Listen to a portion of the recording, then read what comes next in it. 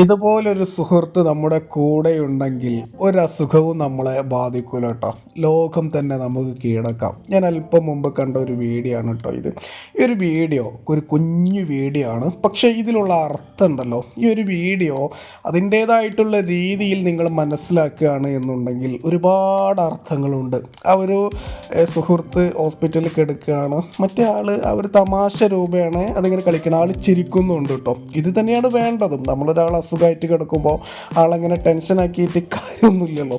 അവർ നല്ല എൻജോയ് ചെയ്യുന്നുണ്ട്. ഞാൻ എൻ്റെ ഒരു അഭിപ്രായം പറയട്ടോ, നിങ്ങൾക്ക് അംഗീകരിക്കാം അംഗീകരിക്കാതിരിക്കാം. അതായത് ഈ ഒരു ലോകത്ത് ഈ സുഹൃത്ത് ബന്ധം നല്ല രീതിയിൽ പോവുകയാണ് എന്നുണ്ടെങ്കിൽ അതിനെ കവച്ചു വെക്കാൻ വേറെ ഒരു റിലേഷൻഷിപ്പ് നമ്മുടെ ഈ ഒരു ലോകത്തില്ല എന്നുള്ളതാണ് എൻ്റെ ഒരു അഭിപ്രായം. അതായത് നല്ല രീതിയിൽ പോവുകയാണെങ്കിൽ സുഹൃത്ത് ബന്ധം, ആ ഒരു ബന്ധത്തെ കവച്ചു വെക്കാൻ വേറെ ഒരു ബന്ധമില്ല എന്നുള്ളതാണ്. ഇതാണ് കേട്ടോ എൻ്റെ ഒരു ഒപ്പീനിയൻ.